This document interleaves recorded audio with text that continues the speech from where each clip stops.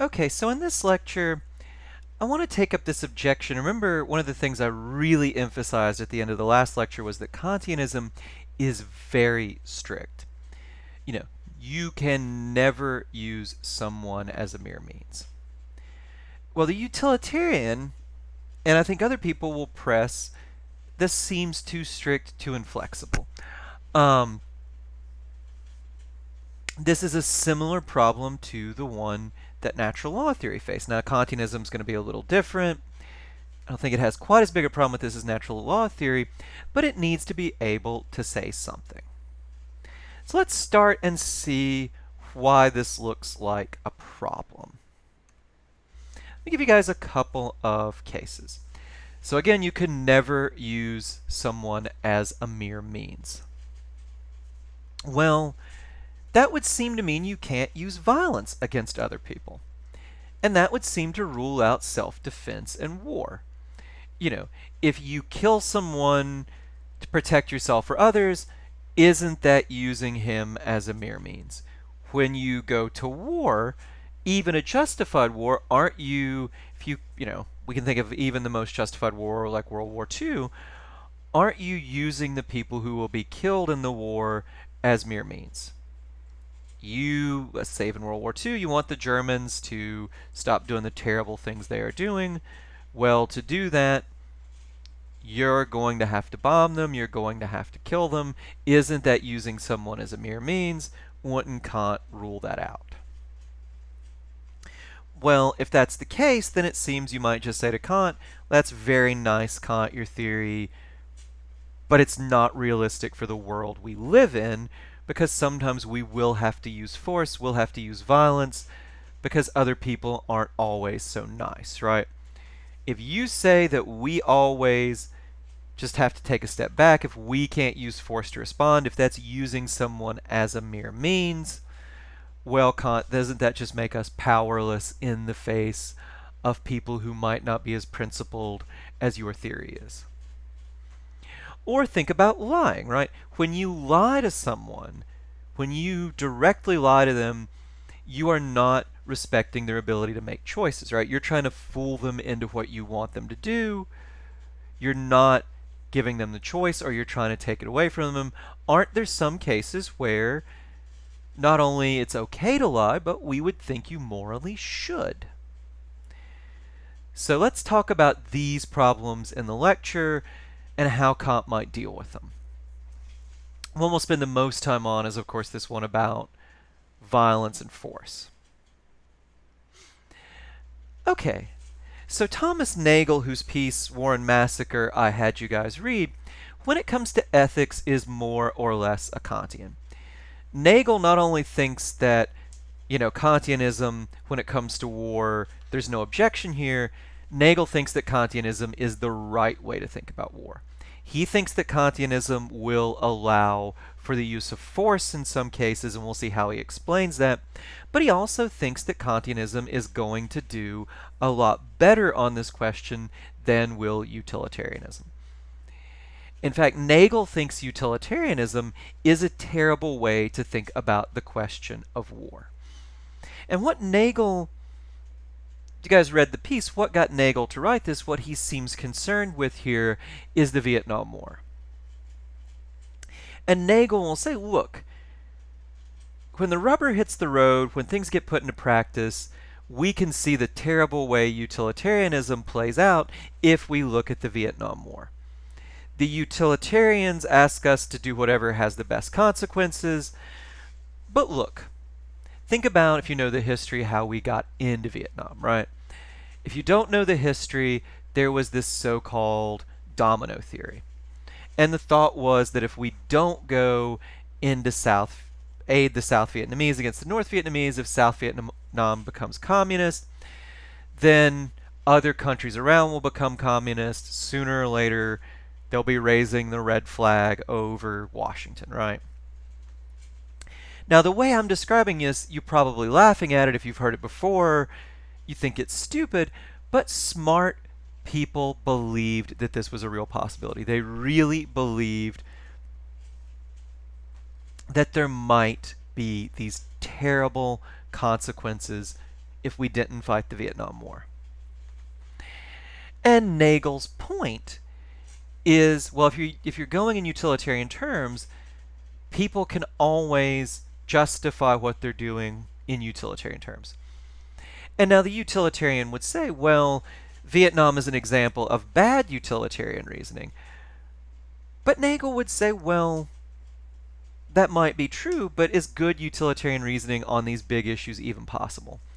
If smart people thought that it would have these terrible consequences not to go in, how useful is saying that we should engage in good utilitarian reasoning going to be? When it comes to big issues like whether to go to war, can we even know what the long-term consequences are?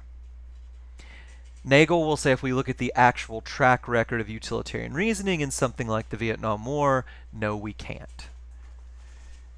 The experts thought, the people who should know thought that not doing this would have terrible consequences. That looks ridiculous to us now. South Vietnam did become communist. Nobody else did. The last I looked, there was not a hammer and sickle flying over the Capitol building. But smart people believed it, and if that's the case, if even intelligent people can believe stupid things about the consequences, well, is the utilitarian method of reasoning really going to be as helpful as it pretends to be? Nagel says no. Think back to my analogy earlier. I said, utilitarianism says that any theory can be misused. Nagel is saying, well, utilitarianism seems especially prone to being misused. And this brings me to the second part of Nagel's charge. And the second part here is that utilitarianism can justify anything. If you tell me a story where not doing some awful thing will have even more awful consequences, you can justify doing the awful thing, right? And Nagel's point was there was a lot of bad stuff happening in Vietnam. Napalm was being dropped on civilians. They were using tremendous amounts of this Agent Orange stuff that had all these bad effects later to kill the jungle, to find where the Viet Cong were. Nagel would say this was justified in utilitarian terms because no matter how awful what you're doing is, if you tell a story where the consequences are worse, you can justify it in utilitarian terms. And now, again, the utilitarian would answer, well, this is bad utilitarian reasoning. But Nagel would say, well, show me some good utilitarian reasoning, right? If smart people fall for this form of utilitarian reasoning, and they did, that seems to indicate that utilitarianism is not a good way to think about these issues. Think of my example back when we were talking about utilitarianism. Look, Mill brings up, he says, well, of course utilitarianism can be misused, but any moral theory can be misused. Any moral theory is dangerous in the wrong hands. What Nagel would say in response is, well, yeah, Mill, any theory is dangerous in the wrong hands. Utilitarianism seems especially dangerous. Remember, every tool is dangerous in the wrong hands. Every tool can be misused. But the one that's about to fall apart that has a frayed cord, it's probably especially dangerous and it's not a good tool. Nagel would say utilitarianism especially dangerous. That means it's not a good theory. Now look, I'm not sure, we might not have to agree with Nagel, but that's at least the substance of his criticism. And the Vietnam War, given what he says about it, does seem to be a case study that supports Nagel's point. So it's not just enough, though, for Nagel to say, well, utilitarianism does really badly with this, right? Nagel needs to show that Kantianism does better. We saw that it seems like Kantianism has a huge problem, that it can't even allow for us to use force in war.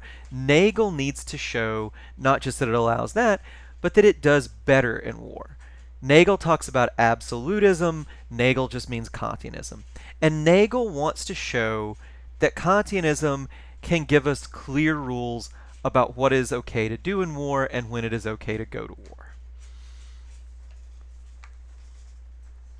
If Nagel can do that, I think A, it'll be interesting because it's a way to think about war besides utilitarianism, and B, it'll, I think, help us to see that maybe Kantianism isn't as strict, as unrealistic as it might initially appear. So how does Nagel want to do this? Nagel wants to do this by talking about this fighting fair versus fight or clean versus fighting dirty distinction. He thinks if we think about this, it'll allow us to see how Kantianism can give us rules of war, because it'll allow us to see how Kantianism is consistent with using force or violence against another person. Kantianism is consistent with that, but it puts strict limits on when we can do it and what we can do, unlike utilitarianism. A principled way of thinking about war, Nagel would say. Well, let's see how Nagel tries to do this. So, fighting clean versus fighting dirty. We fight clean when, if we're in a hostile relationship with another person, the hostility is directed at the right person and directed at the features of that person that are relevant to the hostile relationship. If I have a fight with someone, if I have a conflict, then, using force, even using some kind of violence, Nagel would say might be okay if it fights clean. It might respect the person as an end in themselves, but only if it's directed at the right person and only if it's directed at the features of that person that are relevant to the fight we're having. You fight dirty when the hostility is directed to somebody not directly involved in the fight you're having, or it's directed at a feature of the person you're having a fight with that isn't relevant to the dispute you're having. Well, what does this all mean? I think to see what this means, it helps to go back to Nagel's examples. Imagine that you get in a fight, you get in an argument with a taxi driver. And I know, quaint, this is already outdated, we all use Uber now, but just imagine. So, you think the taxi driver is trying to cheat you. You think he has run up the fare doing something dishonest. Well, so Nagel says, look, there are all kinds of ways of responding to this guy that are hostile. They are part of a dispute, but they fight fair, right? You might call him a cheat. You might threaten to call the police. You might refuse to pay him. All of that is in a way responding hostilely to this person. But Nagel would say none of this necessarily treats him as a mere means. Why? Because all of it is relevant to the dispute you're having with him about the fare. Whether he's a cheat or not is relevant. Refusing to pay him because you think he's tried to cheat you is relevant. Calling the police or alerting authorities, that's also relevant. But imagine that you respond to him in some more childish and underhanded ways, right? Imagine that you saw a picture of his wife and his kids on the dashboard, and you say, "Who's that man you have a picture of, and why is he holding that little dog like that?" Okay, that's very childish, that's very petty. But notice something else. Nagel would say that's fighting dirty, right? Why? You're insulting his wife and child. They have nothing to do with the conflict. Conflict is between you and him. His wife and children aren't relevant to it. So Nagel would say, in good Kantian fashion, you are using his wife and children as mere means. In the same way, if you made fun of his accent or made fun of his appearance, Nagel would say that's fighting dirty. Why? Well, you're targeting the right person. This is the person you're having the dispute with. But the features of him, how he looks, how he talks, those are not relevant to the dispute you're having. Your dispute is about whether he's trying to cheat you, whether he is honest. Making fun of his accent, making fun of the way he looks, those aren't relevant to dispute. Nagel would say that doesn't show him the respect he's due as a person. That uses him as a mere means. So hopefully you can see how this Kantian idea applies. Or let's use another one of Nagel's examples. Think about a political campaign. In political campaigns, the two candidates can and do attack each other in all sorts of ways. And if I'm running for office and I run an ad saying that my opponent is a horrible liar, that might not be nice. But as long, if I run it and I give all this evidence that he's a horrible liar, well, Nagel would say that's fighting fair, right? That's fighting clean. Why? The dispute we're having is about who's most fit for this office. If he is a habitual liar, that's very relevant, right? If I run an ad against this person and I say she has displayed bad judgment so many times in the past, again, that is relevant, right? What the person's judgment is like is relevant to whether we, who should have the office. But let's imagine that I run an ad attacking his children. That's not relevant, right? That's fighting dirty. That's using the children as a mere means. Let's imagine that I attack my opponent, take some cheap shot about, say, his height, right? Or, this happened in American politics. One candidate back in the primaries chose to wear high-heeled shoes because he was kind of short, and people attacked him for this. Again, not only is this childish, Nagel would say it's fighting dirty. If a candidate's short, if he chooses to wear shoes with high heels, that has no relevance whether he's fit for office, right? Or, another example, imagine I know something embarrassing about my opponent and I try to blackmail him. Again, that's fighting dirty. I'm targeting him in a way that's not relevant to the dispute we're having. So Nagel would say, you can fight with someone, but as long as you fight clean or fight fair, fighting is consistent with treating them as ends in themselves. Treating someone as an end in themselves does not always mean being nice to them. It means treating them with a certain kind of respect, but that respect is consistent with relations of hostility, with fighting the other person. Now, I think this is interesting even besides the question of war. I think it helps us to see a little bit more how Kantian principles apply. But let's talk about it when it comes to war. So how does this apply to war? So Nagel thinks it means you can only target persons directly involved in a hostile relationship. You can target soldiers. Why?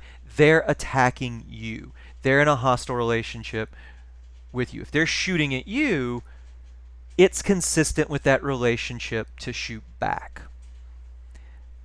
That does not use them as a mere means. It's fighting clean. On the other hand, civilians and medics are off the table. Say you could do some damage to the other country by attacking their civilians. They'd have to defend them. Let's imagine you could bomb civilians. The other country would have to use resources to try to stop your planes from doing that. Nagel would say that is wrong. You can't deliberately target civilians.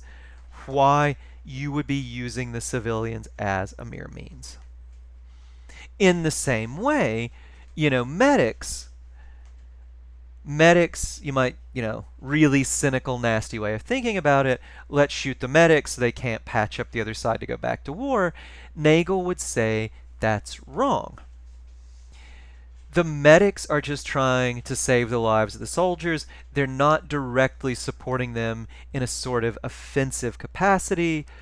If, targeting the medics would be using them as a mere means. Now, there might be some other people you could target, right? If someone is driving a truck full of shells to the front to be shot at your side, well, he's directly supporting the soldiers and their offensive abilities.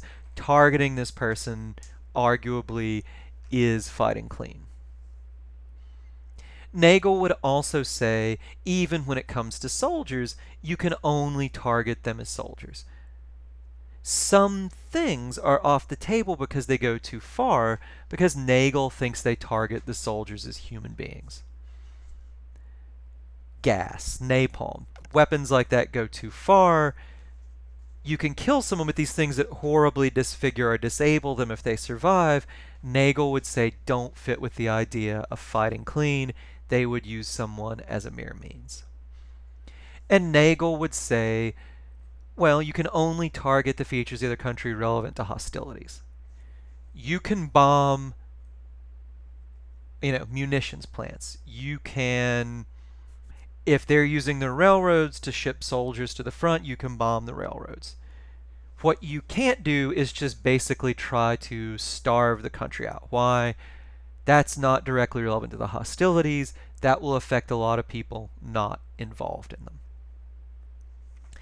And one other point of Nagel's argument is that these sorts of things are only acceptable when hostile relations exist. If the other side is attacking you or threatening you, then responding is consistent with treating them as a mere means. But if hostile relations don't already exist, trying to use force to push them around, that's using them as mere means. Arguably, in the case of Vietnam, because hostile relations didn't exist between that country and ours before we attacked, well, Nagel would say that even, besides all the other stuff, that doesn't fit with Kantianism. It's using people as mere means. Okay, so hopefully this makes sense to y'all. But really, the important question, the interesting, I think the troubling question that Nagel raises is, what if the only way to prevent something horrible is to fight dirty? Here's an example.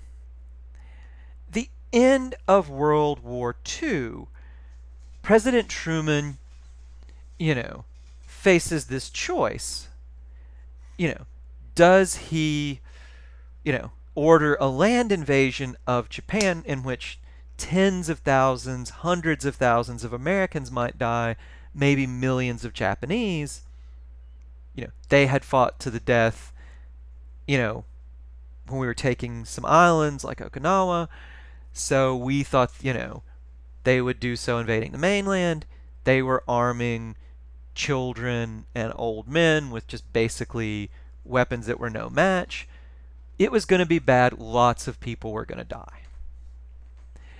Well, Truman faces this choice, use the atomic bombs, get the Japanese to surrender sooner. On the balance, you could argue it saves lives. But notice Kant would not allow it. Why? The people you're attacking, even under Nagel's rules, aren't directly involved in the hostile relations. The people in Hiroshima and Nagasaki, a lot of them have nothing to do with the war. They're just there. They're civilians. Even if you could save lives on balance by dropping the atomic bombs, Kantianism would say not to do it. Why? You are using people as mere means. Even with this sort of, the way Nagel thinks about hostile relationships, you could not do that. Or let me give you another example. Also from World War II. In the early days of the war, the Nazis were winning, right? And the British, there was very little they could do to slow the Nazis down. And the British started bombing civilian targets in Germany. And the thought was, this will slow them down. They'll have to spend resources defending their people. And the British didn't even try to target military targets. The British And, they would fly their bombers really high at night and just drop the bombs on cities. But the justification the British gave is, well, we're losing the war. We don't have the resources to lose bombers. And this is the only thing we can do. Kant would clearly not allow this, right? The people on the ground in somewhere like Hamburg or Berlin, a lot of them have nothing to do with the war. If you allow this, the British were using these people as mere means. Well, what would Kant say about this? What would Nagel say about it? Let's really just push the example, right? Let's imagine that the only way to win a war against, say, the Nazis was to do something terrible, right? Imagine we're losing the war, but we have the bomb. We could drop it on Berlin. Maybe that would allow us to keep the Nazis from winning, right? If the choice is do something horrible, kill all these innocent civilians, or allow the Nazis to win the war and kill hundreds of millions of people. If you look at the history, they were not going to stop after the Holocaust. They had similar plans for Russia and Poland. Well, what would we say to do, right? Now, Kant would say don't do it. You cannot do something terrible. You cannot use another person as a mere means, no matter what.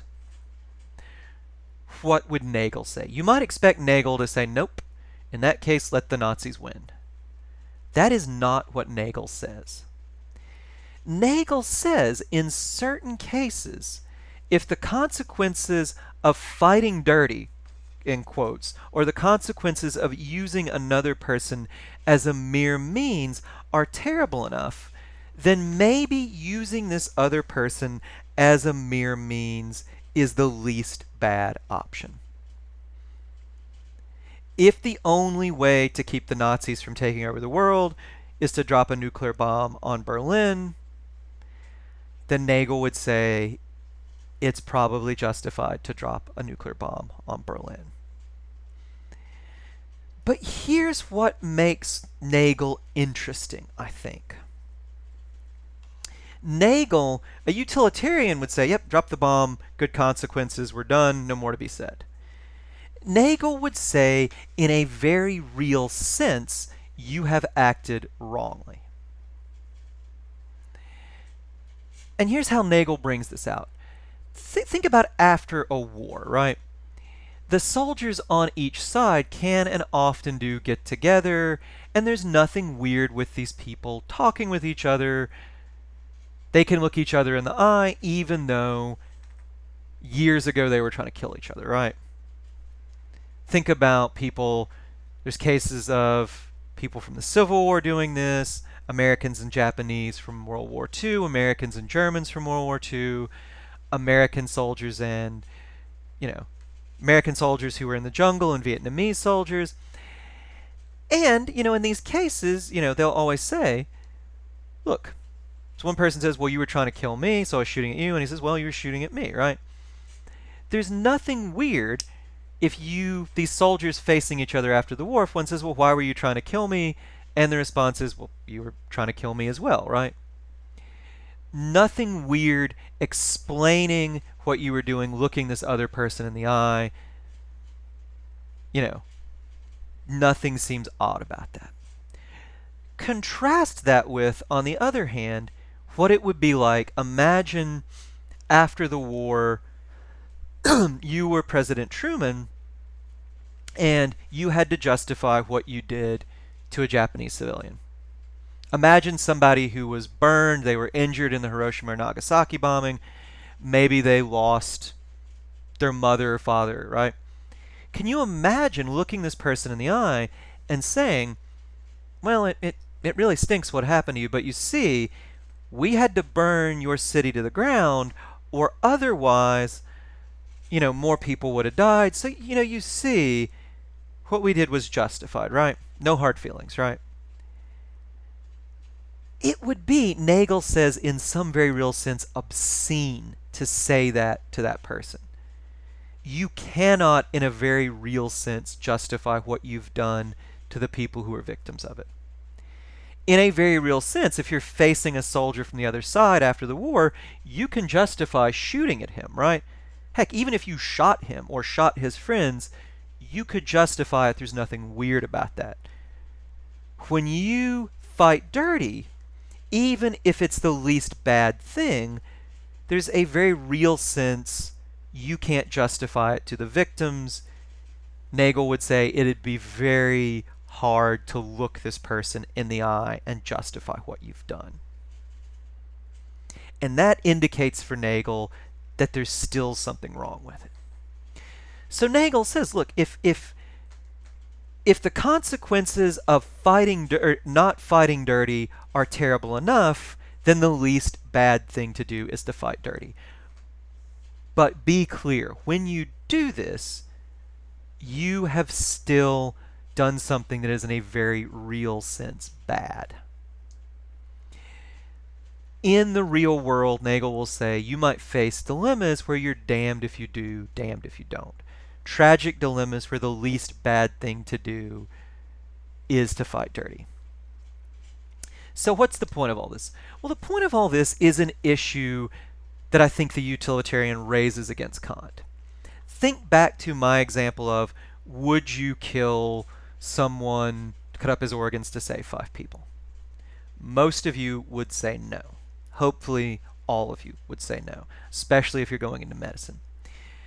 And this is an online class, so I can't, poll you guys, but let's imagine that I start upping the numbers. Would you murder an innocent person to save 100? I've done this, maybe a hand or two goes up, and they don't like it, but maybe a hand or two goes up. Would you do it to save 1,000? Would you do it to save 10,000? Would you do it to save 1,000,000? If I make the numbers big enough, by the time I'm done, practically every hand in the room will be up. You would use another person as a mere means if the cost of not doing so were bad enough.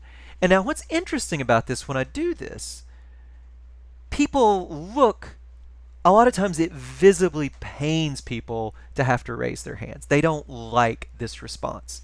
And Nagel would say that is morally sound. You should not like this response.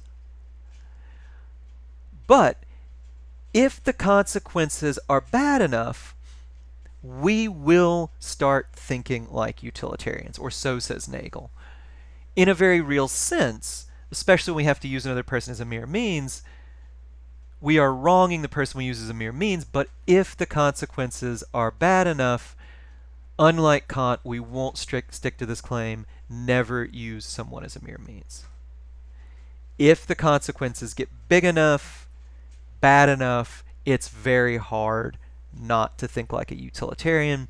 Even if we don't have as clear a conscience as the utilitarian might, Nagel says we shouldn't have as clear a conscience. Even if we think doing so is in some way bad, it becomes very, very hard, at least in some hypothetical circumstances, to stick to this Kantian never ever do it. Okay, so hopefully that's clear, this idea of what a tragic dilemma is, why this might pose a problem for Kant. Kant says never use someone as a mere means.